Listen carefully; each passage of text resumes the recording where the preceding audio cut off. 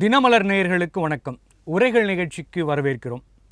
மக்கள் பெருமழை வெள்ளத்திலிருந்து இன்னும் மீண்டு வரல அப்படின்னா கூட அரசியல் களம் என்பது வெதுவெதுப்பாக சூடாக இருக்கிறது அப்படின்னு சொல்லலாம். அதற்கு குறிப்பாக ஒரு முக்கியமான காரணம் தற்பொழுது நடந்திருக்கிறது என்னென்னா, நூல் வெளியீட்டு விழாவில் 2 கட்சி தலைவர்கள் கலந்து கொள்வதாக இருந்தது. அதில் இப்பொழுது ஒரு கட்சி தலைவர் மட்டும் கலந்து கொண்டார். அந்த நிகழ்ச்சியில் பேசப்பட்ட பேச்சின் விளைவு என்பது ஒட்டுமொத்த மீடியாவின் பேச்சாக இப்பொழுது மாறி இருக்கிறது. அதை குறித்து தான் இன்றைய உரைகள் நிகழ்ச்சி விவாதிக்க இருக்கிறது. குறிப்பாக அந்த நிகழ்ச்சியில் கலந்து கொண்ட விடுதலை சிறுத்தைகள் கட்சியை சார்ந்த திரு ஆதவ் அர்ஜுனா அவர்கள் பேசியிருக்கிற பேச்சு என்பது மிகவும் முக்கியத்துவம் வாய்ந்ததாக பார்க்கப்படுகிறது. இதே நிகழ்ச்சியில் பல்வேறு கருத்துக்களை கொண்டு விவாதங்கள் நடத்தப்பட்டாலும் நாம் இப்பொழுது குறிப்பாக ஆதவ் அர்ஜுனா அவர்களின் பேச்சை குறித்து தான் நாம் விவாதிக்க இருக்கிறோம். அவர் சொல்லியிருப்பதில் மிக முக்கியமான கருத்து என்பது 2026 மன்னராட்சி போல பிறப்பின் அடிப்படையில் ஒருவர் முதல்வர் ஆவதை நாம் தடுக்க வேண்டும் என்கிற ஒரு பேச்சை பேசியிருக்கிறார். அது திமுகவை கூட்டணி கட்சிகளோடு இருக்கும்போதே இப்படி விமர்சித்திருப்பது திருமாவளவன் அவர்களுக்கு தர்ம சங்கடத்தை ஏற்படுத்தியிருக்கிறது. இதை குறித்து அவர் ஏற்கனவே கூட்டணியில் இல்லாதபோது பேசியிருந்தாலும் இப்பொழுது பேசியிருப்பது என்பது பல்வேறு சந்தேகங்களையும் கேள்விகளையும் எழுப்பியிருக்கிறது. அதை குறித்து தான் நாம் விருந்தினர்களோடு விவாதிக்க இருக்கிறோம்.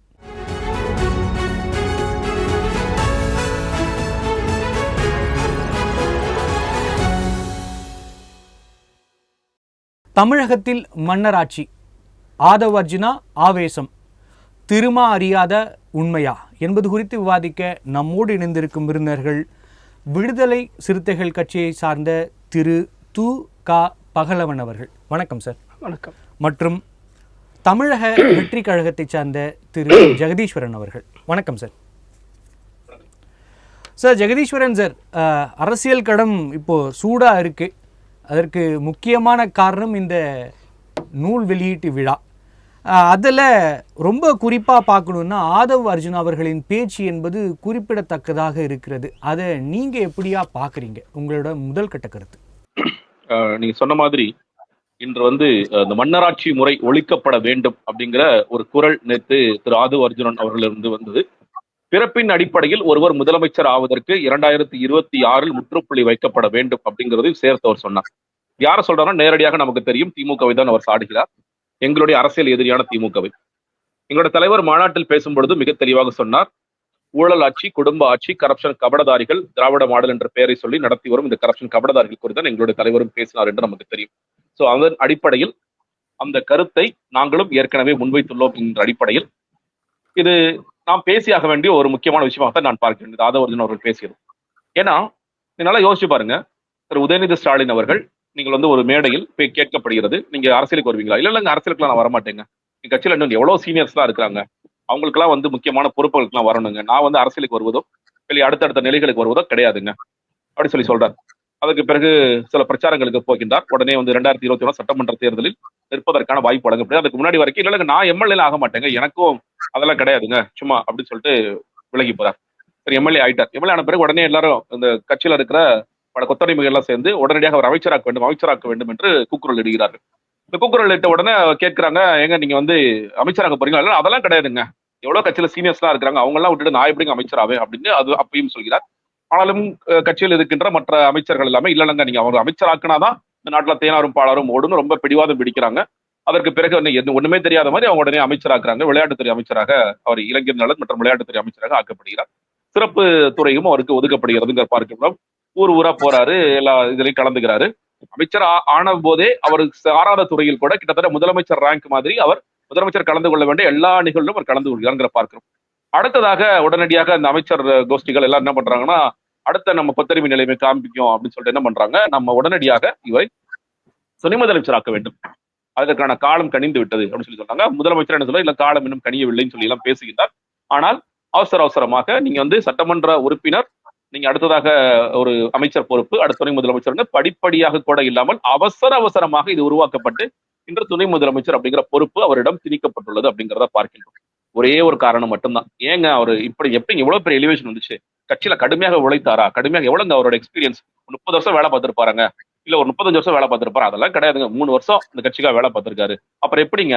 ஏன்னா அவர் வந்து கலைஞர் வீட்டு செல்ல பிள்ளை. இந்த கலைஞர் குடும்பத்திலிருந்து வந்த ஒரே ஒரு காரணத்தினால், கலைஞர் வீட்டில் பிறந்த ஒரே ஒரு காரணத்தினால் அவர் இன்று துணை முதலமைச்சராக ஆக்கப்படுகிறார் அப்படிங்கிறது தான் இன்று அவர்கள் சொல்லும் செய்தி. ஒரு விழா ஏதோ ஒரு ஒரு ஒரு முப்பெரும் விழா நடந்தது. ஒரே நிமிஷம், முப்பெரும் விழா நடந்தது. அதுல வந்து முன்னாள் எம்எல்ஏ ஒருத்தர், நாங்கள் கொத்தடிமைகளாக இருப்பதில் நாங்கள் பெருமை கொள்கிறோம், நாங்கள் அப்படித்தான் இருப்போம், அதுதான் எங்களுக்கு சிறப்பு மிக்கது அப்படின்னு சொல்லி பேசுகின்ற அளவில் தான் அந்த கட்சி இருக்கிறது என்று சொல்லும் பொழுது, இதை நாம் ஏற்கிறோமா? திமுக தொண்டர்கள் ஏற்கிறார்களா? திமுக என்ற கட்சியோட மேல்படுத்தவர்கள் குறித்து பேசிவிட்டோம். திமுகவிற்காகவே காலம் காலமாக உழைத்து களைத்த ஒரு தொண்டர் உடன்பிறப்பு இதை ஏற்கிறாரா அப்படின்னா அவரே ஏற்க மாட்டார். இவ்வளவு பெரிய எலிவேஷனை நீ கொடுக்குறீங்களே, இது எதன் அடிப்படையில் வருகிறது கேள்வி இருக்கிறது. ஜெகதீஷன் சார், கேள்வி சரியாக இருந்தால் கூட, ஆனால் அந்த கட்சியோட தலைவராக இருக்கிற திருமாவளவன் அவர்களே அந்த கேள்வியை எழுப்பவில்லை. ஆனால் ஆதவ் அர்ஜுனா அந்த கேள்வி எழுப்பி இருக்குங்கிறது அதனால தானே சர்ச்சையாகுது. திருமாவளவன் பேசியிருந்தால் இது வேறு மாதிரியான புரிதல்களை கொண்டு இருக்கும். ஆனால் அவர் பேசாமல் அவர் அவாய்ட் பண்ணுற விஷயத்த இவர் பேசுறதுங்கிறது என்ன மாதிரியான அரசியல் புரிதலை நம்ம ஏற்படுத்திக்கலாம்? இல்லைங்க, நீங்க ஒரு தோழமை கட்சியாக இருந்து கொண்டு இதெல்லாம் பேச முடியுமா? ஏங்க அவர் கட்சி கொடியை ஏத்த முடியல. வன்னியரசு என்ன சொல்றாங்க? கட்சி கொடி ஏத்த முடியலங்க, நாங்க தோழமை கட்சி. எல்லா இடங்களிலும் இடைஞ்சல் கொடுக்குறாங்க. நாகப்பட்டினத்தோட சட்டமன்ற உறுப்பினர் என்ன சொல்றாரு? இந்த நிகழ்வுல இது எங்க ஊர நடக்கிற நிகழ்வு, ஒரு அரசு நிகழ்வு, என்னோட பெயரை கூட போட மாட்டேங்கிறீங்களேப்பான்னு சொல்லி சொல்றாரு. அப்படிதான் சொல்லிட்டு என்ன பண்றாங்க, நீங்க மற்ற சட்டமன்ற உறுப்பினர்கள் உதயநிதியோட உதய விழாக்கு அடிச்சு பிடிச்சு அப்படியே உள்ள போனேன், உள்ள விடுங்கப்பா, நாங்க விசி கலந்து எம்எல்ஏ வந்திருக்கோம், உள்ள விடுங்கப்பா, நாங்க போய் அவரை போய் பார்க்கணும்ப்பான்னு அந்த கூட்டத்துல முண்டி அடிச்சுட்டு உள்ள போறாங்க. அப்படித்தான் இந்த கட்சியின் நிலைமை இன்று அவ்வளவு கவலைக்கிடமாகத்தான் இருந்து கொண்டிருக்கின்றது. அப்படி இருக்கும் பொழுது இது நான் வந்து மறுபடியும் ஆதவ அர்ஜுனா குரல் மட்டும் கிடையாது, இது எல்லோருடைய நியாயமான குரல். இந்த குரலுக்கு வந்து தமிழகத்தில் மதிப்பு இருக்கிறதா என்றால் நிச்சயமாக மக்கள் மத்தியில் மதிப்பு இருக்கிறது. அதை நாங்களும் பேசுகிறோம், அவரும் பேசுகிறோம், இன்னும் சில எதிர்கட்சிகளும் பேசலாம். அப்போ அது நியாயமான ஒரு கேள்வியா, நீங்க ஆதவ அர்ஜுனா விட்டுருங்க, தமிழக வெற்றி கழகத்தை விட்டுருங்க, எல்லாவற்றையும் தாண்டி திமுகக்குள்ளே அந்த குரல் இருக்கிறது. ஆம், நிச்சயமாக இருக்கின்றது. அதை இவர்கள் கேட்கிறார்களா? கேட்க மாட்டார்கள். ஏன்னா இது குடும்ப சொத்து, குடும்ப வாரிசு, இந்த கட்சிங்கிறது குடும்ப சொத்து, நாம அப்படிதான் அதை எடுத்துட்டு போகணும் அப்படிங்கிற நிலையில இருக்கின்ற காரணத்தினால் தோழமை கட்சிகளாக இருக்கக்கூடியவர்கள் யாருமே கேட்க மாட்டார்கள். ஒருவேளை நாளைக்கு இந்த கட்சியை விட்டு விலகி வேறொரு கூட்டணிக்கு செல்கிறார்கள் என்றால் முதலாக அண்ணன் திருமாவளவனை கேட்கக்கூடிய கேள்வி என்பது இது வாரிசு அரசியல் என்ற அந்த விமர்சனத்தை அப்பொழுது வைப்பார். கண்டிப்பா சார். சார் பகலவன் சார், ஜெகதீஸ்வரன் சார் சொல்ற மாதிரி இந்த கேள்வியை முதலில் எழுப்பி இருக்க வேண்டியவர் திருமாவளவன் அவர்கள். அவர் கேட்க தவறுனதை இவர் கேட்டிருக்கார். அதில் என்ன தவறு இருக்கிறது? அப்படியே தானே நம்ம பார்க்கணும். என்ன கேள்வியை? இந்த மன்னராட்சி இதுதான் நடக்கிறதா அப்படிங்கிற கேள்வி இருக்குது. அது கூடுதலாக கட்சி கொடி கூட ஏற்ற முடியாத நிலைமையில் இருக்கிறது சார் சொன்னதும் பார்க்குறோம், நம்ம நேரடியாகவும் பார்க்குறோம். அப்படி இருக்கப்ப இந்த ஆதங்கத்தை வெளிப்படுத்தியிருக்க வேண்டியது, இது கேள்வியாக எழுப்பியிருக்க வேண்டியது மக்களுக்காக களத்தில் நின்று போராடுகிற திருமாவளவர்கள் தான். ஆனால் அவர் அந்த கேள்வியை எழுப்பலை, ஆதவ அர்ஜுனா வந்து எழுப்புறாரு. அப்போ நம்ம இதை எப்படியா புரிஞ்சுக்கலாம்?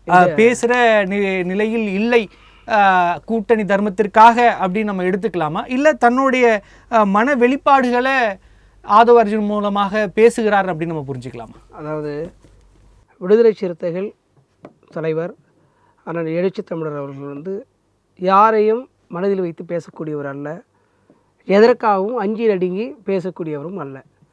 நீங்கள் சொல்கிற மாதிரி பார்த்தீங்கன்னா விடுதலை சிறுத்தைகள் இது இன்றைக்கி நான் 4 ஆண்டுகள் ஆகிறது, 3 ஆண்டு ஆகிறது இந்த சட்டப்பேரவை தேர்தல் முடிந்து. நாங்கள் அதிலிருந்து எங்கள் சட்டப்பேரவை உறுப்பினர்கள் என்னென்ன கோரிக்கைகள் சட்டப்பேரவையில் வைத்திருக்கிறார்கள், திமுகவுக்கு எதிரான கருத்தை சொல்லியிருக்கிறார்கள், அதை நடைமுறைப்படுத்துவதற்கு அவங்க செவி சாய்த்திருக்கிறார்கள். பல்வேறு போராட்டங்கள் நாங்கள் நேரடியாக எடுத்திருக்கிறோம். இன்னும் சொல்லப்போனால் இப்போ நாங்கள் மது ஒழிப்பு மாநாடு நடத்தியிருக்கிறோம், நீங்கள் வேங்க வெயில் சொல்லுங்கள், வேங்க வெயிலுக்கு போராட்டம் நடத்தியிருக்கிறோம். இப்படி எல்லாவற்றுக்குமே நாங்கள் போராடி எடுத்துக்கிறோம். ஆனால் பாமக தலைவர் அவர்கள் வந்து கூட்டணி தர்மத்திற்காக என்னை சிஏக்கு கையெழுத்து போட்டேன், நீட் தேர்வுக்கு நான் கையெழுத்து போட்டேன், இது மாதிரி சொன்னார். அது எல்லாம் மக்களுக்கு எதிரானது, சட்டம் நிறைவேற்றப்பட்டிருக்கிறது. நாங்கள் விடுதலை சிறுத்தைகள் அதுபோன்று எங்காவது ஒரு இடத்தில் மக்களுக்கு எதிரான ஒரு சட்டத்தை நிறைவேற்றுவதற்கு விடுதலை சிறுத்தை துணை போச்சு அப்படின்னு ஒன்று சொல்லுங்கள். ஒன்றும் சொல்ல முடியாது. ஒரு தோழர் சொன்னார், விடுதலை சிறுத்தைகள் கொடிகளை கூட ஏற்றவிடவில்லை. அதாவது இனிமேல் உங்கள் கட்சி கொடியை இந்த இடத்துல சொல்கிறேன், இப்போ எழுதி வச்சுக்கோங்க, இனிமேல் உங்கள் கட்சி கொடியை ஏற்ற விட மாட்டார்கள். விடுதலை சிறுத்தைகளை தவிர. விடுதலை சிறுத்தைகள் எந்த கட்சி கொடியும் இதுவரையில் வெற்றி சாய்த்த வரலாறே கிடையாது. ஆனால் விடுதலை சிறுத்தைகள் கொடிகளை ஒரு கட்சிக்குள்ளே நுழைந்து கொண்டு அவர்கள் சாதி வன்மத்தை புகுத்தி கட்சி கொடியை தாக்குவதும் பேனர்களை கிழிப்பதும் வாடிக்கையாக வைத்து கொண்டிருக்கிறார்கள். இப்பொழுது விடுதலை சிறுத்தைகள் சொல்கிறோம், தாவேக கட்சியினுடைய கொடி கம்பங்களை இனிமேல் ஏற்றுவதற்கு மிகப்பெரிய சிக்கல் வரும். என்ன சிக்கல் வரும்? சாதி ரீதியாக இருக்கக்கூடியவர்கள், அந்த சாதிக்குள்ளே இருப்பவர்கள் இந்த கொடியை ஏற்றுவிடுவதற்கு தடுப்பார்கள். அதெல்லாம் நடக்கும். கேப்டன் விஜயகாந்த் அவர்கள் கட்சி தொடங்கிய போது கூட அந்த கட்சி விடுதலை சிறுத்தைகள் நாங்க வந்து தடுக்கல சார். ஜெகதீஸ்வரன் சார் ரொம்ப தெளிவான ஒரு இல்ல அவர் கொடி சொன்னார்ல, அவர் தெளிவான கருத்து சொல்றாரு.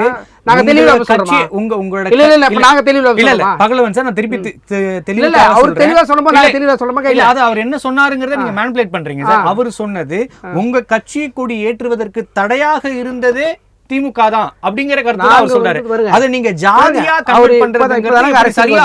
இப்பதானங்க அரசியலுக்கு வந்திருக்காரு சார். இல்ல சார், இப்பதானே சார் அரசியலுக்கு வந்திருக்காரு. அரசியலுக்கு வந்து ஒரு மாசம் ஆகுமா? இல்ல அரசியலுக்கு வராதவர்களுக்கு அரசியல் பார்வை இல்ல பார்வை இருக்கலாம். அது பொது நீரோட்டமா சொல்லணும். ஒரு ஐடென்டிஃபை பண்ணி சொல்லக்கூடாது. பொதுவா சொல்லணும். இருக்கிறத சொல்றதுக்கு என்ன சார் வேண்டியது? இல்ல பொதுவா சொல்லணும். அவர் கட்சியா சார்னு சொல்றாரு. இருக்கிறத சொல்றதுக்கு என்ன சார் இருக்கு? இருக்கிறத சொல்றதுக்கு என்ன சார் இருக்கு? அவர் ஒரு கட்சி சார்ந்து சொல்றாரு. அப்படிதான் பொதுவா சொல்லக்கூடியவரா இருந்தா இன்னைக்கு சொல்லிருக்க ஜெகதீஸ்வரன் நான் சொல்லிடுறேன். அவர் இன்னைக்கு சொல்லியிருக்க கூடாது. அங்க ஓமலூர்ல வந்து சேலத்துல வந்து கொடி கம்பத்தை வந்து ஏற்ற விடாம செய்தாங்க பாத்தீங்களா, அன்னைக்கு இவர் சொல்லியிருக்கணும். தொடர்ந்து பேசிக்கிட்டு இருக்கவர் தான் ஜெகதீஸ்வரன் சார். கண்டிப்பா அதற்கு குறித்து இதே மேடையில் அவர் பேசி இருக்கிறார். ஜெகதீஸ்வரன் சொல்லுங்க சார். நான் மறுபடியும் சொல்றேன், கட்சி கொடி ஏற்ற விட மாட்டேங்கிறாங்கன்னு நான் என்ன சொல்லலைங்க. உங்க சட்டமன்ற உறுப்பினர் உங்க துணை பொதுச் செயலர் வன்னியரசு சொல்றாரு, என்ன விட்டுருங்க, நான் சொல்லவே இல்ல. நான் நீங்க பதில் சொல்ல வேண்டியது வன்னியரசு அவர்களுக்கு, எனக்கு இல்ல. நீங்க தொடரலாம். அதாவது நம்ம என்ன சொல்றோம்னா, அதாவது நீங்கள் ஆதிக்கம் செலுத்துறீங்க அப்படின்னு எங்களை ஒரு இடத்துல குறிப்பிட்டு சொல்கிறாங்க. நீங்கள் கூட்டணி கட்சியில் இருக்கிறதுனால ஆதிக்கம் செலுத்துறீங்க அப்படின்னு சொல்லும்போது அதுக்கு எங்களுடைய துணை பொதுச் செயலாளர் வன்னியரசு அவர்கள் சொல்கிறார், நாங்கள் ஆதிக்கம் செலுத்தக்கூடியவர்களாக நீங்கள் பார்த்தால் எங்கள் கொடியே பல இடங்களில் ஏற்ற விட மாட்டுகிறார்கள், நாங்கள் கூட்டணியில் தான் இருக்கிறோம் அப்படின்னு தான் பதில் சொல்லியிருக்காரு. அதனால் வந்து நாங்கள் வந்து எந்த இடத்துல சமரசமாக வேண்டிய எங்களுக்கு நெருக்கடியும் இல்லை, நாங்கள் சமரசமாக போக வேண்டிய தேவையும் எங்களுக்கு இல்லை. நாங்கள் என்றைக்கும் மக்கள் பக்கத்தில் நிற்கக்கூடியவர், மக்கள் களத்தில் நின்று கொண்டே இருக்கிறோம். இந்த நொடி பொழுது வரையில் எங்களுடைய எல்லா சட்டமன்ற உறுப்பினர்கள் பேச்சுக்களையும் நீங்கள் வந்து அவை குறிப்பில் போய் எடுத்து பார்க்கலாம். எங்களுடைய நாடாளுமன்ற உறுப்பினர்கள் 2 பேர் ஆதவ அர்ஜுனா பேச்சை நீங்க ஒரே வரியில எப்படி பார்க்குறீங்க? ஆதரிக்கிறீங்களா அல்லது அதை தவிர்த்திருக்க வேண்டிய பேச்சுன்னு நினைக்கிறீங்களா? அதாவது சார், நான் என்ன சொல்கிறேன்னா, அவங்களுக்கு ஒரு கருத்து இருக்குது எனக்கு. இப்போ நீங்கள் கேட்குற கேள்வி வந்து எந்தெந்த கேள்வி கேட்பீங்கன்னு எங்கள் தலைவருக்கும் தெரியாது, எனக்கு இங்கே வர வரைக்கும் தெரியாது. இங்கே நான் கருத்து பதிவு பண்ணுறேன். நீங்கள் கேட்குற கேள்வியிலேருந்து தான் நான் ஒரு பதிவு செய்கிறேன். இதை வந்து நான் உடனே இங்கேருந்து தொலைபேசி எடுத்து எங்கள் தலைவர்கள் கேட்டு சொல்கிறேங்கன்னு அப்படி யாராலையும் இங்கே இருக்கிற யாராலையுமே சொல்ல முடியாது. டெபேட்டுக்கு வரக்கூடிய யாராலையும் சொல்ல முடியாது. அந்த கருத்து எனக்கு விருப்பு இருக்கும், சில கருத்தில் வெறுப்பு கூட இருக்கும். எனக்கு விருப்பு இருந்தும் சொல்லுவேன், வெறுப்பு இருந்தும் சொல்லுவேன். அந்த வெறுப்புகள் உங்களுக்கு விமர்சனமாக தெரிகிற போது அது இப்படி அலசி ஆராய வேண்டிய தேவை இருக்கும். அந்த தேவையை உணர்ந்து பேசலாம் அப்படின்னு கட்டமைப்பில் இருக்கக்கூடியவர்கள் இருக்கிறாங்க. இல்லை இது என் கருத்து, நான் இப்படி தான் சொல்லுவேன்ற நிலையில் இருக்கும். எங்கள் தலைவரும் தெளிவாக சொல்லிட்டாங்க, அவருடைய ஆதவ அர்ஜுனுடைய தனிப்பட்ட கருத்து கட்சிக்கும் அவருடைய பேசிய கருத்துக்களுக்கும் எந்த தொடர்பும் இல்லை என்று எங்கள் தலைவர் சொல்லியிருக்கிறார். கண்டிப்பாக சார். சார் ஜெகதீஸ்வரன் சார், நீங்கள் தெளிவாக சொல்லிடுறீங்க எங்களோட அரசியல் எதிரி என்பது திமுக. அப்போ திமுகவோட கூட்டணிகளை தகர்ப்பது அப்படிங்கிறது ஒரு அரசியல் வியூகம்னு நம்ம புரிஞ்சிக்க முடியுது. ஆனால் இப்போ நடந்த விஷயங்கள் பார்த்தா திமுக கூட்டணியிலிருந்து கட்சிகளை பிரிக்கிற மாதிரி இல்லாமல் திமுக கூட்டணியில் இருக்கிற கட்சிகளுக்குள்ளே பிளவு வந்துற நிலைமையை உருவாக்கி இருக்கீங்களா?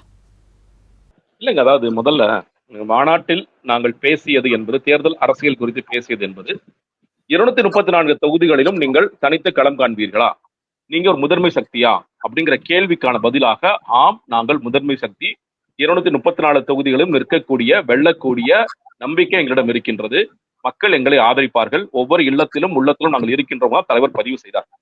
அதே நேரத்தில் நம்ம எல்லா தேர்தல் அரசியலும் பார்க்கின்றோம், ஒவ்வொரு கட்சியிலும் வந்து கூட்டணி கட்சிகள் வருகிறாங்க போறாங்க. அப்ப உங்களை நம்பியும் கூட்டணி கட்சிகள் வந்தால் அவர்களை ஏற்பீர்களா? நிச்சயமாக ஏற்போம். ஏற்ற பின்ன அவர்களை நீங்கள் அடிமையாக நடத்துவீர்களா அல்லது அரவணைத்து செல்வீர்களா? நாங்கள் அரவணைத்து செல்வோம். இதுதான் எங்களுடைய நிலைப்பாடு.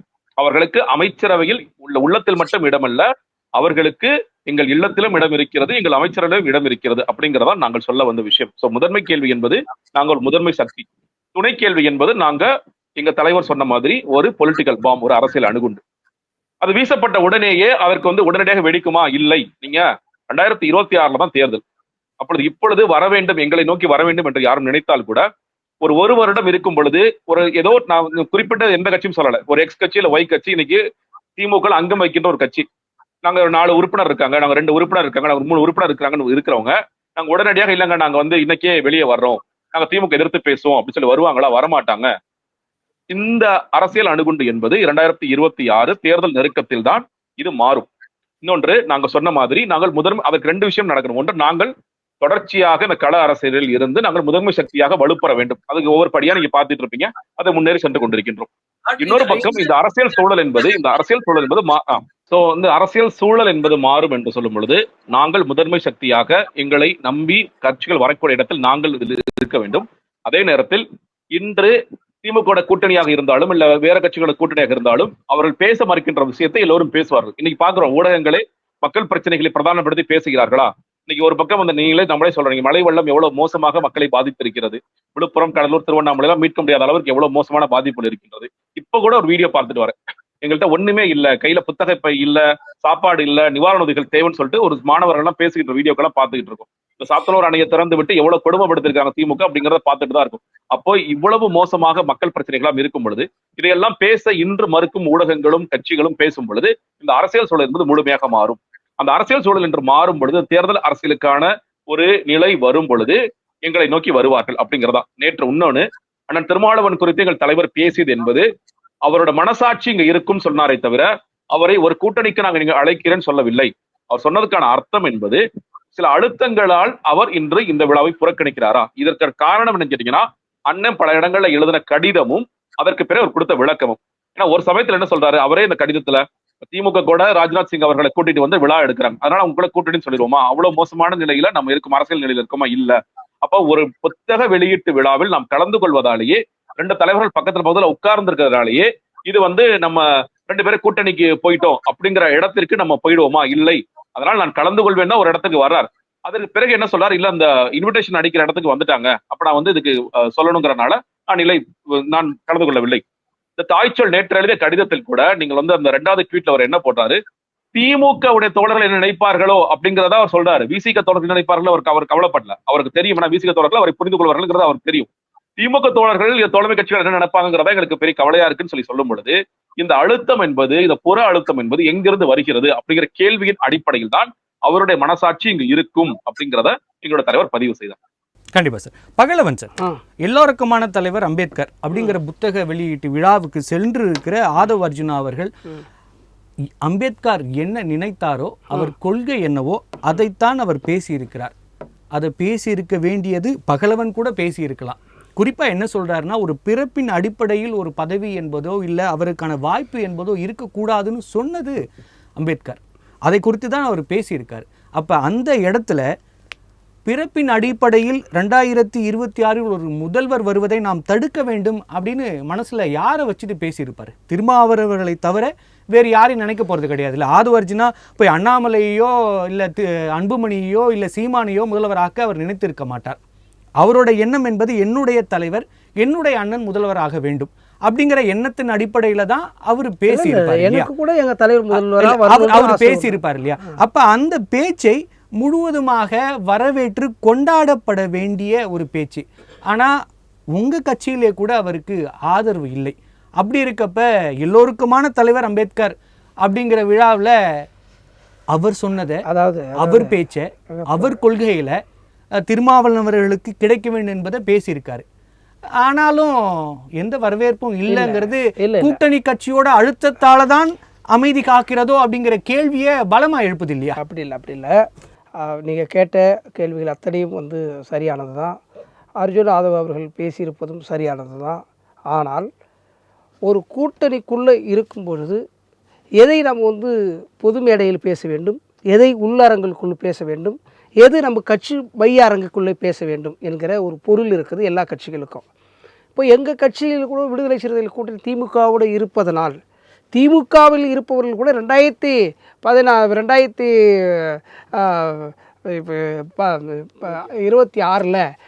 வந்து இவங்களை கூட்டணிக்கு சேர்த்துக்காதீங்க அப்படின்னு அவங்க கூட்டத்தில் கூட பேசியிருப்பாங்க. பேசக்கூடிய ஆட்களும் இருக்கிறாங்க. அது வெளிப்படையாக எங்களுக்கு தெரியும். ஒரு சிலர் இருக்கிறாங்க சாதி ரீதியாக கண்ணோட்டத்தில் விடுதலை சிறுத்தைகளை திமுக கூட்டணி நம்ம வந்து 2026 வச்சுக்க தேவையில்லை அப்படின்னு பேசக்கூடியவங்க இருக்கிறாங்க. ஆனால் அவங்க வந்து பொது மேடைக்கு வரும்போது, இதுமாரி தொலைக்காட்சி டிபேட்டுக்கு வரும்போது எங்கள் தலைவர் நல்லவர், ரொம்ப கருத்து உள்ளவர் அப்படின்னு பேசுவாங்க. அப்போது இடம்பொருள் அறிந்து பேச வேண்டிய தேவை இருக்கிறது. அப்படின்றது தான் அர்ஜுன் ஆதவ் மேலே எங்களுக்குள்ள ஒரு சின்ன பேசிய பேச்சில் எங்கள் தலைவர் முதலமைச்சராக வரணும். அதுக்காக தான் பகலும் நான் கட்சியில் இருக்கிறேன். அதுக்காக தான் நான் மக்கள்கிட்ட போய் சேர்க்குறேன். மக்கள்கிட்ட போய் இப்போ எங்கள் தலைவர் முதலமைச்சராக வரணும், அவருடைய கருத்து இப்படி, அவருடைய கொள்கை இப்படி, மக்களுக்காக களத்தில் நிற்கிறேன்று என்னுடைய வாதங்கள் அப்படித்தான் இருக்குது. நான் இதே இடத்துல சொல்கிறேன், என் தலைவர் முதல்வராக வருவதற்காகத்தான் நான் கட்சியில் உழைக்கிறேன். அது போன்ற என் போன்ற தோழர்கள் லட்சக்கணக்கான விடுதலை சிறுத்தைகளும் எங்கள் தலைவர் முதலமைச்சராக வர வேண்டும் என்பதிலே உழைக்கிறார்கள் தவிர அதில் எந்த மாற்று கருத்தும் இல்லை, அதில் எந்த சமரசமும் இல்லை. ஆனால் நீங்கள் சொல்கிற மாதிரி எடுத்துக்கிட்டா கூட இந்த விழாவிலே வந்து என்ன முதல்வர் கூப்பிட்டார்கள்னாரு. முதலமைச்சர் வரதா இருந்தது, ராகுல் காந்தி அவர்கள் வருவதா இருந்தது. யார் வந்தாலும் திருமாவளவன் அவர்கள் வந்து நிரந்தரமா இருந்தார். அதுக்கப்புறம் அவரா தான் சொல்லியிருக்காரு, இல்லை நான் வேண்டாம், நீங்க விஜய் வச்சே பண்ணுங்கிறது ஒரு பெருந்தன்மையோட பெரிய ஒரு களத்தில் இருக்கிற ஒரு தலைவனுக்கான பண்போட சொல்லியிருக்காரு. இருந்தாலும் கூட அவரோட ஆதங்கம் என்பது அவரோட அறிக்கையிலே இருக்கு. என்ன சொல்லியிருக்காரு, நான் சொல்லியிருக்கேன், ஆனா பிறகு வந்தவர் விஜய் இல்ல, அந்த நிர்வாகத்திற்கு யார் களத்தில் நின்றார்கள், யார் பெரிய தலைவர் என்பது தெரியும். அப்படி இருக்கப்ப அவர்களே கூப்பிட்டு சொல்லி இருக்கலாம். ஆனா எனக்காக பரிந்து பேச இங்க ஆட்கள் கிடையாது அப்படிங்கிற ஒரு ஆதங்கத்தை அந்த கடிதத்தின் வாயிலாக ஓரிரு வரிகளில் சொல்லி இருக்கிறார். அந்த உணர்வுகளை, அவர் மன ஓட்டத்தை மிக சரியாக புரிந்து கொண்டவர் ஆதவ் அர்ஜுனா நம்ம புரிஞ்சுக்க முடியும். ஏன் சொல்றேன்னா, எப்படி இந்த விழாவில் தன்னுடைய தலைமை தேவையில்லை என்று ஒரு அவராக முடிவெடுத்தாலும் மனதிற்குள்ள சிறிய ஆசை இருந்ததோ, அதே போல பல நெடுங்காலமாக தன்னுடைய இல்லற வாழ்வை துறந்துவிட்டு மக்களுக்காக உழைக்கிற தலைவர் திருமாவளவன் அவர்கள். அவர் எனக்கு ஆசை இல்லை என்று சொன்னாலும் கூட அவர் அந்த இடத்தில் உட்கார வைத்து பார்க்க வேண்டும், அதற்கு பரிந்து பேசுவதற்கு ஆள் வேண்டும் என்கிற எண்ணத்தில் ஆதவ் அர்ஜுனா பேசியிருக்காரு. அதாவது அப்படியா தானே எடுத்துக்க முடியும்? இல்லை, அதாவது என்னன்னு கேட்டீங்கன்னா, இப்போ தான் சொல்றேன், நீங்க இடம் பொருள் ஏவல் அப்படின்னா இத பொதுவெளியில் சொன்னாதானே சார் தெரியும். அவருக்காக பேசுவதற்கு யார் இருக்கிறார்கள் என்கிற கேள்வி அவர் எழுப்பியிருக்காரு. அதற்கு ஒரு பதிலாகத்தான் ஆதவ் அர்ஜுனா பேசியிருக்காரு. கட்சிக்குள்ள ஒரு கட்டமைப்பு இருக்கு, கட்சிக்குள்ள ஒரு அஜெண்டா இருக்கு. தேர்தல் வரும்போது எதையெல்லாம் பேச வேண்டும், எதையெல்லாம் தவிர்க்கப்பட வேண்டும் என்று எங்களுக்கு கட்டளை பிறப்பிக்கிறார்கள் எங்கள் தலைவர். அதுபோல் எல்லா கட்சிக்கும் சொல்லுவாங்க, இவங்களை நீங்கள் விமர்சனம் பண்ணி பேச தேவையில்லை, நம்ம மக்களை சந்திக்க வேண்டும், ஓட்டு பெற வேண்டும், நம்ம வெற்றி பெற வேண்டும், அதுக்கான யுத்திகளை களமாடம் எடுத்து வேண்டும். அந்த நேரத்தில் போய் வம்புக்கு இழுத்து வந்து ஊரில் இருக்கிற தெருவுக்கு கூட்டி வந்து விடுற மாதிரி அந்த மாதிரிலாம் இல்லாமல் அப்படி ஒரு நாகரிகமாக நம்ம நடந்துக்கணுன்றது எல்லா கட்சியிலும் சொல்லுவாங்க. அது எங்கள் கட்சியில் சொல்லுவாங்க. ஒன்று. செகண்ட் வந்து எங்கள் தலைவருடைய உழைப்புன்றது மகத்தான உழைப்பு. 35 ஆண்டு காலமாக தன்னுடைய வாழ்க்கையை நீங்கள் சொன்னதை போல துறந்து விட்டு இந்த மக்களுக்காக தன்னை அர்ப்பணித்து கொண்டு இரவு பருகு பாராமல் உழைத்து கொண்டு கிடக்கிறார். அதிலே நாங்கள் எல்லாம் இருக்கிறோம். ஆனால் இங்கே இருக்கிற சூழல் இருக்கிறீங்களா, இங்கே இருக்கிற சூழ்நிலை பகலவன் சார் இருங்க, இல்லை பகல் நான் சொல்லி முடிச்சேன். இல்லை, நான் அந்த கேள்விக்கு தான் வரேன்.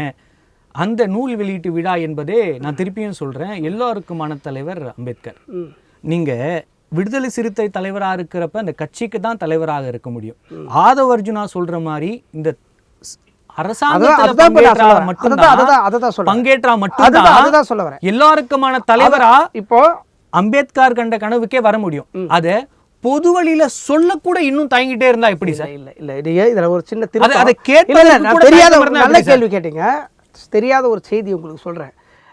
எங்கள் தலைவருக்கு வந்து 2006 அல்லது நான் எனக்கு சரியாக நினைவு இருந்தால் 2008, அந்த 2008 அம்பேத்கர் விருதை மாண்புமிகு முதல்வர் கலைஞர் அவர்கள் அன்றைக்கு வந்து எங்கள் தலைவருக்கு வந்து அம்பேத்கர் விருது வழங்கினார். அதை நேரடியாக கோபாலபுரம் இல்லத்தில் சென்று, ஐயா இந்த விருது எனக்கு வேண்டாம் அப்படின்னு சொல்லி அவர் பத்திரிகையில் செய்தி வந்துருச்சு. உடனே ஏன் பத்திரிகை போய் கேட்டார், எனக்கு அம்பேத்கர் விருதை தருவதற்கு மாறாய் மாற்று சமூகத்தில் இருப்பவர்கள் கொடுத்தால் இதைவிட இன்னும் சிறப்பாக இருக்கும். இது எனக்கே கொடுத்தால் அது நானே என்னுடைய தந்தையுடைய படத்தை வாங்கி கொள்வதாகவும் அப்படி ஒரு நினைக்கக்கூடும். அதனால் நீங்கள் மாற்று சமூகத்துக்கு கொடுப்பதான் மிக சிறப்பாக இருக்குன்னு சொன்னார். அடுத்த ஆண்டு அம்பேத்கர் விருதுகளை இன்றைக்கும் நம்மோடு வாழ்ந்து கொண்டிருக்கிற மிகப்பெரிய போராளி ஐயா நல்லகண்ண ஐயாவுக்கு கொடுத்தாங்க. இதை மட்டுமல்லாமல் எங்கள் தலைவர் எப்போதும் சொல்கிறது என்ன சொல்கிறாருன்னா, ஒவ்வொரு புரட்சியாளர் அம்பேத்கர் பிறந்த நாளிலும் மாற்று உங்க தலைவர் சொல்ற விஷயம் தான் சார், ஆட்சி அதிகாரத்தை நோக்கி நம்மளுடைய பயணம் இருக்க வேண்டும், அதுதான் இந்த எல்லா அடக்குமுறைக்கும் தீர்வுன்னு சொல்றாரு. அதை விட்டு நீங்க அவார்டு எல்லாம் பேசிட்டு இருந்தா எப்படி சார்? எனக்கு அதிகாரம் வேணும் இடத்துல நீங்க சொன்னீங்க இல்லையா? அதாவது இப்போ என்ன சொல்ற வராங்கன்னு சொன்னா, எங்களுடைய விடுதலை சிறுத்தைகளை பார்வை போன்று இங்க இருக்கிற தமிழ்நாட்டில் இருக்கிற கட்சி ஒன்று கூட கிடையாது. ஒரே ஒரு கொள்கைக்கும் கிடையாது, எங்களுடைய தொலைநோக்கு பார்வைக்கும் எங்களுடைய விஷுவலுக்கு அந்த மாதிரி ஒருத்தருக்கு கிடையாது.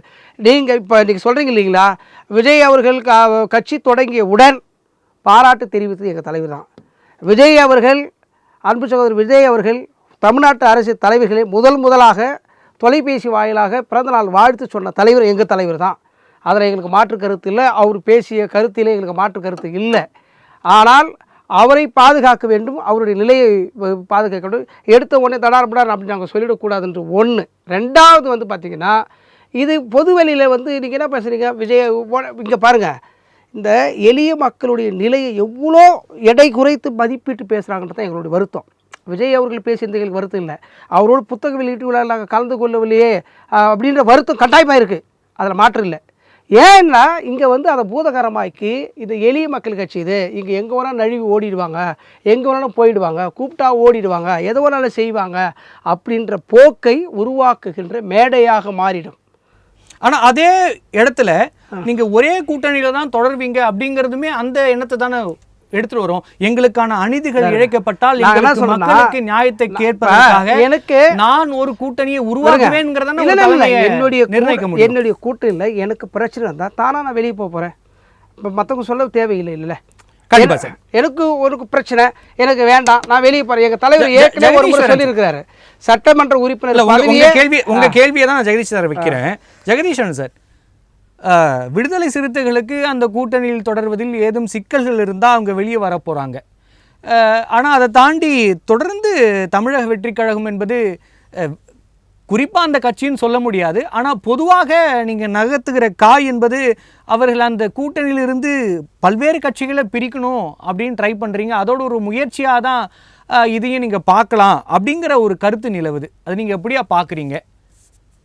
இல்லைங்க, முதல்ல யாரையும் கையை பிடிச்சு கட்டாயம் நீங்க வரணும்ட்டு இழுக்கின்ற யுக்திகள் எல்லாம் தமிழக வெற்றிக் கழகம் செய்யல. நல்லா புரிஞ்சுக்கோங்க, நம்ம முதன்மை சக்தி என்று தெளிவாக சொல்லிட்டோம். அதற்கு அடுத்தபடியாக இந்த அரசியல் சூழல் மாறும். அந்த அரசியல் சூழல் மாறும் பொழுது எந்த கூட்டணியில இருந்து வந்தார்கள் என்றால் கொள்கை முரண் இல்லை, நாம வந்து கூட வந்து டிராவல் பண்ணலாம், எந்த சிக்கல் இல்லை அப்படின்னு தெரிந்த பிறகு நாம சேர்ந்து பயணிக்கலாம் தான் சொல்லி சொல்றோம். அதனால நம்ம இந்த கட்சியை குறி வைக்கிறோம், அந்த கட்சியை குறி வைக்கின்றோம் அப்படிங்கிறது கிடையாது. இன்னொன்னு, இது வந்து ஏன் வந்து விசிகாவிடம் அதிகமாக இந்த கேள்வி கேட்கப்பட்டது, இல்ல மற்ற கூட்டணி கட்சிகள் கேள்வி கேட்கப்படல, அந்த நேரத்தில் அண்ணன் திருமா மட்டும் கிடையாது, துரை வைகோ அவர்கள் பேசினார், செல்வ பெருந்தகை அவர்கள் பேசினார், கம்யூனிஸ்ட் அவர்கள் பேசினார். எல்லோருமே வந்து இல்லைங்க இந்த இதுல எங்களுக்கு உடன்பாடு இல்லை, இப்ப நாங்க ஆட்சியில் பங்கெல்லாம் கேட்க போறது கிடையாதுன்னு சொல்லி சொன்னாங்க. அண்ணன் ஏன் மறுபடியும் விசிக குறித்து பேசப்படுகிறதுனா, அவர் எங்களோட மாநாடு முடிந்து அடுத்த நாள் ஒரு கடிதம் எழுதினார், ஆஃபர் டிமாண்டு, நீங்க வந்து அதிமுக முந்திக்க பாக்குறீங்களா அப்படின்னு சில செய்திகள் எல்லாம் ஒரு போட்டு கடிதம் எழுதினார். அதுவே வந்து ஏன் இவ்வளவு அவசரமாக எழுதுகிறார் கேள்வி எழுந்தது. அதற்கு அடுத்தபடியாக தான் செய்தியாளர்கள் தொடர்ச்சியாக அவரிடம் வந்து இந்த கூட்டணியில ஏதாவது சிக்கலா, கூட்டணியில இருக்கீங்களா இல்லையான்னு. இதற்கு முன்னாடி சொல்லப்போனா எங்கள் மாநாட்டிற்கு முன்னரே ஆட்சியில் பங்கு அதிகாரத்தில் பங்குன்னு ஒரு ட்வீட்டை அவங்க தான் போடுறாங்க, அதுக்கு பிறகு டெலிட் பண்றாங்க, திரும்ப போடுறாங்க, டெலிட் பண்றாங்க. செய்தியாளர் கேட்கும் போது அட்மின் பண்ணிட்டாரு அப்படின்ட்டு ஒரு பதில் சொல்றாங்க. ஆதவ அர்ஜுனா அவர்கள் இந்த கோஷத்தை முன்வைத்து தொடர்ச்சியாக ஒரு பேட்டி கொடுக்கிறாரு, அதெல்லாம் நடந்துகிட்டு இருக்கு. எங்களுடைய தலைவர் பேசிய பிறகு உடனடியாக ரியாக்ஷன் வந்து ஆதவ அர்ஜுனாட்டம் தான் வருது. சோ இதெல்லாம் இந்த காரணத்தினால்தான் இயல்பாக அவரே சொல்றார், நாம் இந்த ஆட்சியில் பங்கு அதிகாரத்தில் பங்கேற்ற முழக்கத்தை வைக்கின்ற காரணத்தினால் இயல்பாக நம்மிடம் இந்த கேள்வி தொடர்ச்சியாக கேட்கப்படுகிறது, புரிந்து கொள்ள முடிகிறது சொல்லி சொல்றாங்க. ரொம்ப தெளிவாக சொல்றாங்க. அதனால ஜெகதீஸ்வரன் சார், அப்படின்னா விசிகால இருந்து ஒரு மிகப்பெரிய ஆதரவு தமிழக வெற்றி கழகத்துக்கு திரு ஆதவ அர்ஜுனா மூலமாக இப்பொழுதே இருக்குது அப்படின்னு எடுத்துக்கலாமா? வரதுக்கான வாய்ப்புகள் அதிகம் இருக்கு. அப்ப அங்க ஒரு இரண்டாவது இல்ல, ஒண்ணு அவங்க பகலவன் அவங்களே சொன்ன மாதிரி இந்த கட்சி துவக்கத்தில் இருந்து வாழ்த்தியவர் தான் அண்ணன் திருமாவளவன் அவர்கள். இன்னும் சொல்லப்போனா பெரியார் தேர்தலுக்கு போன பிறகு சமூக நீதி பாதையில் நாங்கள் மிகச்சரியாக பயணிக்கிறோம் சொல்லி வாழ்த்தியவர் தான் அவர். பல நேரங்களில் எங்களுக்கு வாழ்த்துக்களை தெரிவித்துள்ளார். அதனால எங்களுக்கு ஏன்னா அவர் வந்து நாங்கள் வலதுசாரி பக்கம் போகல, நம்ம வந்து ரொம்ப சரியான பாதையில் பயணிக்கின்றோம், பெரியார் அவர்களை கையில் எடுக்கின்றோம், அம்பேத்கர் அவர்களை கையில் எடுக்கின்றோம், காமராசர் கொள்கை தலைவராக பின்பற்றுகிறோம் சொல்லும் பொழுது அவர் எல்லோரையும் வாழ்த்தியவர் தான். என்னன்னு கேட்டீங்கன்னா, இந்த கூட்டணி குறித்து நம்ம பேசியது என்பது இது அவருக்கு நேரடியான சிக்கலை உருவாக்கவில்லை. திமுக சில அழுத்தங்களை அதான் நான் மறுபடியும் சொல்றோம், திமுக சில அழுத்தங்களை ஏன் கொடுக்கிறார்கள்ங்கிறத கேள்வி. அந்த திமுக கொடுக்கின்ற அழுத்தத்திற்கு எல்லா கூட்டணி கட்சிகளும் பதில் சொல்ல இடத்திற்கு நகர்கிறார்கள், நிர்பந்திக்கப்படுகிறார்கள். அதுதான் இங்க சிக்கலை தவிர அவர்கள் எல்லோருமே. ஏன்னா நம்ம இன்னைக்கு ரொம்ப சிம்பிளா ஒரு பெர்சன்டேஜ் சொல்றேன். இன்னைக்கு வந்து நாடாளுமன்ற தேர்தலில் திமுக 27%, அதிமுக 21%, 2 பேர் சேர்த்து 26, 21, 2 சேர்த்து 47 தான். இந்த கூட்டணி கட்சிகள் தான் இவர்களை தாங்கி பிடிக்கிறார்கள். அப்ப அந்த கூட்டணி கட்சிகளுக்கான உரிய அங்கீகார மரியாதை என்பது எங்கே அப்படிங்கறதா நம்முடைய கேள்வி. அது வர வேண்டும். 2026 நாம் ஒரு ஆட்சி மாற்றத்தை கொடுக்கும் பொழுது அது கண்டிப்பாக இருக்கும் அப்படிங்கறதா நம்மளுடைய கருத்து. நன்றி சார். சார் பகலவன் சார், இங்கே உங்கள் கூட்டணியில் இருக்கிற ஒரு மூத்த தலைவர் வந்து ஒரு சில விஷயங்களை பண்ணுவார். அரசியல் சூழ்நிலை அசாதாரணமாக இருக்கிறப்ப ஆழம் பார்க்குறது அப்படின்னு ஒரு விஷயம், அது மாதிரியான ஒரு விஷயம் விசிகாலே நடக்குதா? ஏன்னா இந்த கேள்வி கேட்குறேன்னா, திருமாவளவன் அவர்களுக்கு தெரியாத அரசியல் இல்லை, களம் இல்லை. ஆனாலும் கூட நிறைய விஷயங்களில் ஆதவ் அர்ஜுனாவோட கருத்தும் தலைவரோட கருத்தும் ஒத்து போகல. கடந்த இந்த வெள்ள மீட்பிலே கூட அவர் சொல்லியிருக்காரு, 20 பூத்துக்கு ஒரு மினிஸ்டரை போட்டு வெற்றிக்காக உழைக்கிறீங்க, ஆனால் மக்களுக்காக என்ன உழைக்கிறீங்கிற கேள்வியாக இருந்தாலும் சரி, இந்த ஆட்சி அதிகாரத்தில் பங்கு, ஆட்சியிலும் பங்கு அதிகாரத்திலும் பங்கு அப்படிங்கிறதாலும் சரி, தொடர்ந்து அவர் திமுகவை எதிர்த்து இருக்கிறார். இப்போ மன்னராட்சி எதற்கு என்கிற கேள்வியும் அவர் வைத்திருக்கிறார். அப்போ இந்த பேச்சுக்கள்லாம் பேசிட்டு இருந்தால் கூட தலைமையிலிருந்து அவருக்கு ஆதரவோ அல்லது அவர் கட்சியின் மீது இருந்து நீக்குவதற்கோ இல்லை ஏதோ ஒரு நடவடிக்கை எடுப்பதோ எதுவும் நடக்காமையே இருக்குது. அப்போ நம்ம இதை எப்படியா புரிஞ்சிக்கலாம்? அரசியல் ஆழம் பார்க்கிறார் அப்படின்னு எடுத்துக்கலாமா?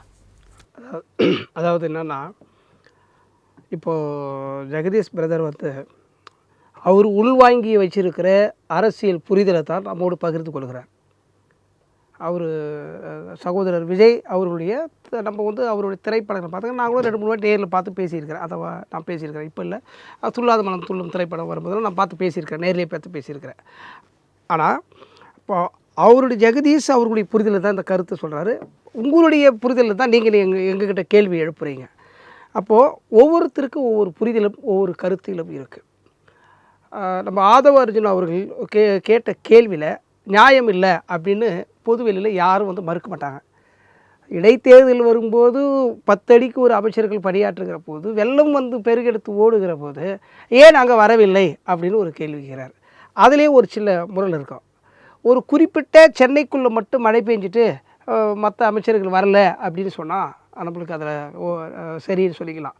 தமிழ்நாடு முழுவதிலும் வெள்ளம், தமிழ்நாடு முழுமைக்கும் போக வேண்டிய சூழல் இருக்கார். அப்போது அங்கே ஒரு முரணாக இருக்கிற ஒரு செய்தியை என்னுடைய புரிதல் இது என்னுடைய தனிப்பட்ட கருத்து. அப்போது அது வந்து அங்கே அது விமர்சனத்துக்குள்ளாக இருக்கிறது. அப்போது அவருக்கு தனிப்பட்ட வெறுப்பு கருத்து திமுக மீது இருக்கும் என்கிற இடத்துக்கு தானாகவே தள்ளப்படுறாங்க. இப்போ நீங்கள் அதில் தான் கேள்வி எழுப்புறீங்க, தானாகவே சொல்லப்பட வேண்டிய தேவை இருக்கிறது. இப்போ நாங்கள் வந்து எங்கள் தலைவர் நாங்கள் என்ன சொல்கிறோம் சொன்னால், எங்களுக்கு எவ்வளோ ஆசை வார்த்தைகள் யாரும் கூப்பிட்டுருக்குறாங்க. என்ன சொல்லப்போனால் மருத்துவர் ராமதாஸ் அவர்கள் இரட்டைக்குலை மாநாடு நாங்கள் மதுரையில் நடத்தும் போது அந்த மேடையில் தம்பி திருமா அவர்களை நான் முதலமைச்சர் ஆக்குவேன் என்று திமுக கூட்டணியில் இருந்து கொண்டு சொன்னார். நாங்கள் அன்றைக்கி அதிமுக கூட்டணியில் இருந்தோம். திமுக கூட்டணியிலிருந்து மருத்துவர் ராமதாஸ் அவர்கள் தம்பி திருமாவளவன் அவர்களை நான் முதலமைச்சர் ஆக்குவேன் என்று மேடையில் பேசினார். திமுகவோட கூட்டணியில் இருக்கிறார். ஆனால் அதே மருத்துவர் ராமதாஸ் அவர்களால் எண்ணற்ற இன்னல்களுக்கு நாங்கள் ஆளாக்கப்பட்டிருக்கிறோம். எத்தனையோ வன்மமான நிகழ்ச்சிகள் இங்கே நடந்திருக்கிறது. நாடக காதல் என்று சொல்லி ஊராக சொல்லி எங்கள் தலைவருக்கு பல்வேறு ஆபத்துகள் வந்தது. ஊராக போய் ஒரு அனைத்து சாதியினர் கூட்டமைப்பு என்று 29 கூட்டமைப்பு உருவாக்கி ஒரே இல்லை சொல்கிறேன் இது மாதிரி இல்லை மறுக்கிறது சொல்ல, நான் முதலமைச்சர் என்ற ஆசையை சொல்லி அதன் பிறகு இப்படி பேசுகிறான். அப்போது உள்ளபூர்வமாக இல்லை, வெளிப்படையாக சும்மா ஏதோ ஒரு இது பேசுகிறதுக்காக இல்லை, அதை உள்ளபூர்வமாக சொல்லணும், உள்ளபூர்வமாக வரணும்ன்றது தான் எங்களுடைய எண்ணமே தவிர விடுதலை சிறுத்தைகள் தலைவரும் சரி, விடுதலை சிறுத்தை தொண்டர்களும் சரி, எந்த இடத்திலும் இதுவரை சின்ன ஒரு இதை கூட செஞ்சுருக்க மாட்டாங்க, ஒரு சின்னதாக கூட செஞ்சுருக்க மாட்டாங்க. எங்கள் கடகோடி தொண்டனை போயிட்டு நீங்கள் மைக்கு நீட்டி கேள்வி கேட்டால் கூட அதுக்கு சரியான பதிலை சொல்லுவோம். அந்த அளவுக்கு நாங்கள் சரியான முறையிலே அரசியலை கற்று அவர்களுக்கு பயிற்சி எடுத்து கொடுத்து வச்சுருக்கிறோம், புரிதலோடு வைத்து கொண்டு இருக்கிறோம். சின்ன சின்ன விஷயங்களுக்கு ஆசை வார்த்தைகளுக்கு நாங்கள் மயங்கி விட மாட்டோம். ஆனால் அன்பு சகோதரர் விஜய் அவர்கள் கட்சி தொடங்கி இருப்பதை நாங்கள் உள்ளார பாராட்டுகிறோம். அதெல்லாம் எங்களுக்கு மாற்று கருத்து இல்லை. யார் வேணும்னா அரசியல் வரலாம், யார் ஆதவ அர்ஜுனா அவர்களோட கருத்து அவரோட தனிப்பட்ட கருத்தா மட்டுமே பார்த்து கடந்து போயிட முடியாது இல்லையா? இல்லை இல்லை, அவர் ஒரு சாதாரண தொண்டர் அப்படிங்கிற நிலைமையில முக்கியமான ஒரு பொறுப்புல இருக்கிற நான் என்ன சொன்னேன், எனக்கு பாருங்க, எனக்கு வந்துங்க எனக்கு நிறைய விமர்சனங்கள் இருக்கு, எனக்கு நிறைய கருத்து இருக்கு, அது என்னுடைய கருத்து. அது கட்சி ஏற்றுக்குச்சுன்னா கட்சியோடு நினைச்சிக்கலாம், கட்சி ஏற்க மறுத்தால் அது என்னுடைய கருத்தாக மாறிடும். இப்போது கட்சி அந்த கருத்தை நான் சொல்லுகிற கருத்தை கட்சியோடு இணைந்து சரி அவர் சொன்னதுன்றால் அது கட்சியோடு சேர்ந்துடும். நான் சொன்னது அவர் தனிப்பட்ட கருத்துன்னு சொன்னால் இது எல்லை சார்ந்துடும். அப்படித்தான் இந்த கருத்து இருக்குது. ஒவ்வொரு நேரமும் நம்ம ரொம்ப ஒரு நேரமும் ஒரு நொடியும் பார்த்து சொல்ல வேண்டிய தேவையும் பொறுப்பும் கடமையும் ஒவ்வொருத்தருக்கும் இருக்குது. கருத்து சொல்வது வெறும் கருத்தோடு நின்று விடக்கூடாது. அது பொதுமக்களையும் அதை சிந்திக்க வைக்க வேண்டும், அதிலிருந்து அவர்களை தட்டி எழுப்ப வேண்டும். அதை புரிந்து கொண்டு வரப்போகிற சட்டப்பேரவை தேர்வில் அதுக்கான முடிவுகளை அவர்கள் தேர்வு செய்ய வேண்டும் என்பதை நாம் சொல்ல வேண்டியதில் இருக்குது ஒவ்வொருத்தருக்கும். நம்முடைய விவாதத்தில் கலந்து கொண்டு பல்வேறு கருத்துக்களை நம்மோடு பகிர்ந்து கொண்டமைக்கு நன்றி. மற்றும் ஒரு நிகழ்ச்சியில் சந்திக்கலாம்.